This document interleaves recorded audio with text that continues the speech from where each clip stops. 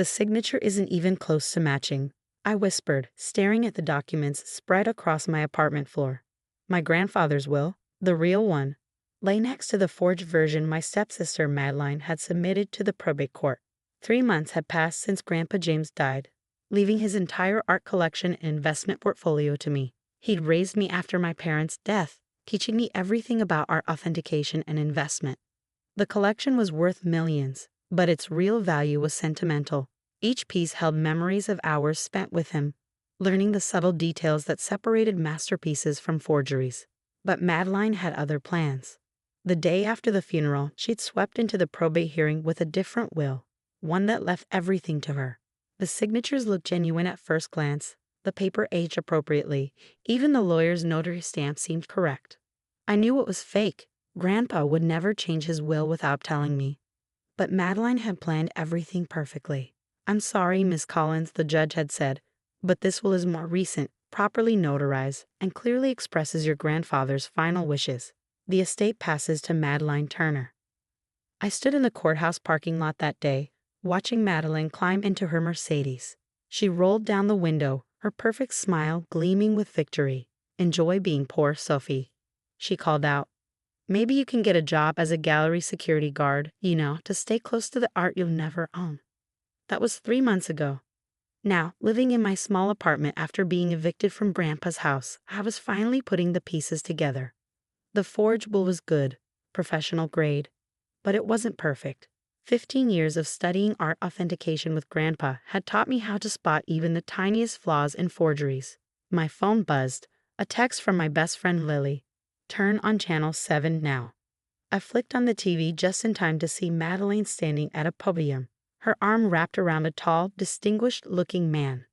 "We are thrilled to announce the engagement of James Harrison II, CEO of Harrison Global Investments, to Madeline Turner, heiress to the prestigious Collins Art Collection," the reporter announced. I nearly dropped my coffee. James Harrison II wasn't just any wealthy CEO. He was one of the world's foremost art collectors and authentication experts. His private collection was legendary, and his reputation for spotting forgeries was unmatched.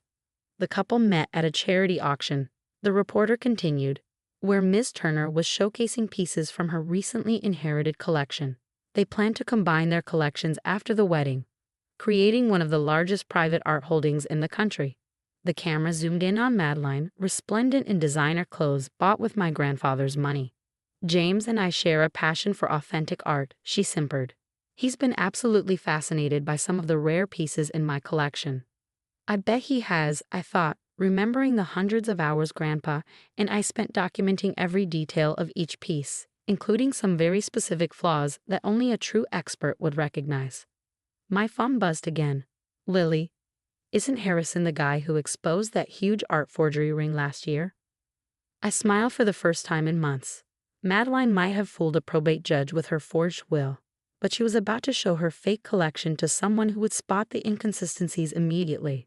See, there was something about the Collins art collection that only Grandpa and I knew. Something that would be obvious to an expert like James Harrison, but completely invisible to someone like Madeline who only saw dollar signs. 3 pieces in the collection were extremely convincing forgeries, purchased by my grandfather specifically to teach me the art of authentication. He kept detailed documentation of their true nature, including purchase records and correspondence with the forgers, all stored in a hidden safe that Madeline knew nothing about. I had discovered the safe's existence 2 days before Grandpa died. He left me a letter with the combination, telling me to use the contents when the time is right. I'd been too grief-stricken to open it before the probate hearing, but now, I pulled out my laptop and started typing an email to James Harrison's personal address, which, thankfully, Grandpa had in his contacts list. "Dear Mr. Harrison, congratulations on your engagement. As the rightful heir to the Collins art collection, I believe there are some details about certain pieces that might interest you, particularly the Vermeer study, the early Monet, and the recently discovered Degas." I attached scanned copies of the real will, the forged version, and several close-up photographs highlighting the forgery's flaws. "I look forward to discussing this matter with you, preferably before you combine your collection with one that contains several extremely well-documented forgeries. Best regards, Sophie Collins." My finger hovered over the send button. Was I really ready to expose everything, to potentially ruin Madeleine's perfect new life? I thought about Grandpa's last words to me. The truth about art, Sophie, is that authenticity always reveals itself to those who know how to look. I hit send. 2 days later, I received a reply. Ms. Collins, I believe we need to talk. Would you be available for lunch tomorrow?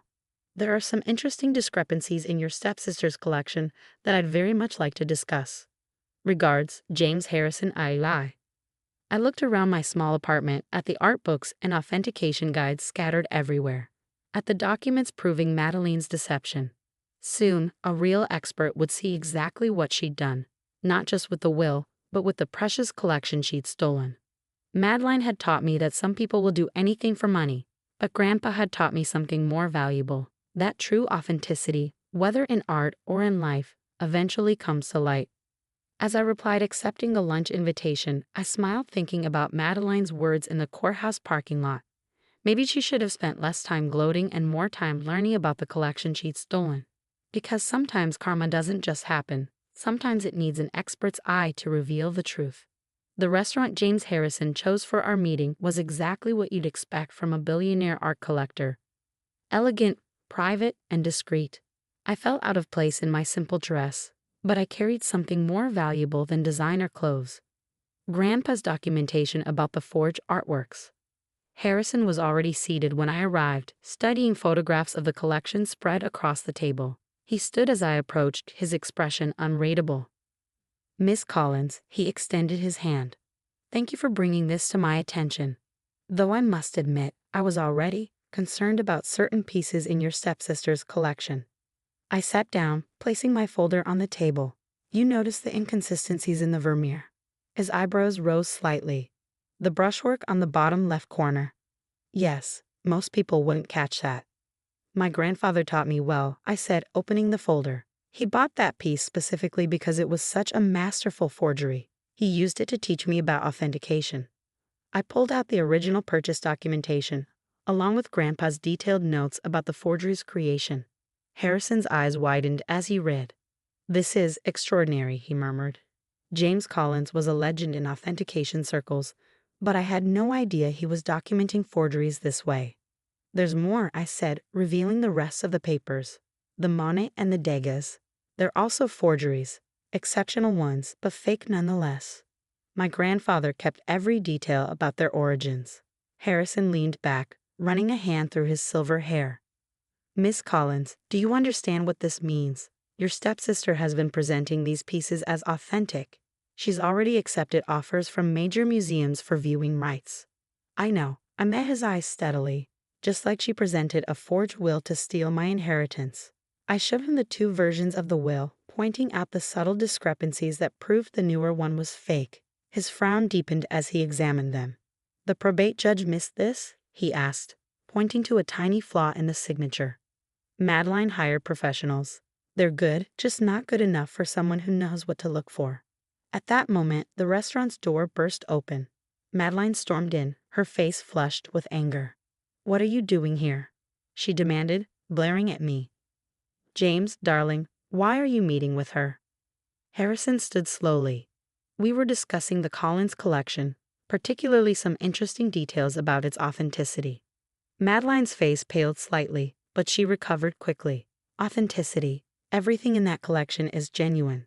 Sophie's just jealous because Grandpa James left it all to me. Did he? Harrison picked up the forged will. Like this document is genuine? Of course it is, Madeleine snapped. The court approved it. Just like the Vermeer study is genuine? I asked quietly. The one Grandpa bought from Marcus Way in 2008 specifically because it was such a well-crafted fake. Madeleine's composure cracked. You're lying. Actually, Harrison interjected, she's not. I've suspected those pieces were forgeries since I first saw them. I just couldn't understand why James Collins would have forgeries in his collection. He gestured to the documentation. Now I know. They were teaching tools, and quite valuable ones for authentication study. He turned to Madeleine, his voice cold. You've been presenting known forgeries as authentic pieces. That's art fraud, Madeleine. A federal offense. You don't understand, she pleaded, reaching for his arm. Sophie's manipulating you. She's always been jealous of me. The only manipulation here, Harrison replied, is the forge will you use to steal her inheritance. He pulled out his phone. I've already contacted the FBI's art crime division. They're very interested in both the fraudulent art sales and the probate fraud. Madeline's face turned ashen. You can't, we're engaged. We're engaged, Harrison corrected. I don't marry art fraudsters. Security appeared at Madeline's elbows. Harrison's personal team, I realized. As they escorted her out, she turned to me one last time. You've ruined everything, she shrieked. This is all your fault. No, I said calmly. This is karma. Grandpa always said authenticity reveals itself to those who know how to look.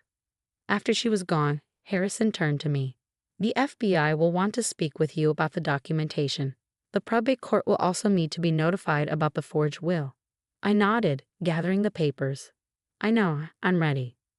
One more thing, he added. The authentication techniques your grandfather developed, documented in these notes, they're revolutionary. Have you considered turning them into a formal authentication program? I blinked. I've thought about it, but starting something like that requires resources. Resources like a fully funded authentication institute. Harrison smiled. I've been looking to establish one for years. We should discuss a partnership. 3 months later, I stood in the newly restored Collins Gallery, watching as workers rehung the collection in its rightful place. The probate court had quickly reversed its decision once presented with evidence of Madeline's forgery. She and her accomplices were facing federal charges for both the fraudulent will and the attempted art fraud. The Collins Harrison Authentication Institute occupied the building's top floor, where I now taught others the techniques Grandpa had passed down to me. Harrison had proven to be a generous partner, expanding our program to include international research and authentication projects. My phone buzzed, a message from the prison where Madeline awaited trial. I want to talk. Please. I deleted it without responding. She'd had plenty to say in the courthouse parking lot that day. Now she could enjoy being poor. A fresh-faced student poked her head into my office. Ms. Collins, we're ready to begin the forgery analysis workshop. I smiled, picking up Grandpa's old authentication guide. Coming. Today we're going to learn about a very special Vermeer study. The Institute's motto, inscribed above our entrance, read, Truth in art, like truth in life, cannot remain hidden forever. Below it in smaller letters, we added Grandpa's favorite saying, Authenticity always reveals itself to those who know how to look.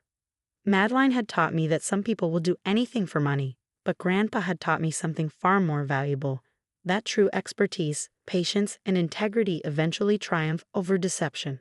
And sometimes, if you're lucky, karma arrives in the form of a billionaire art collector who knows exactly what to look for.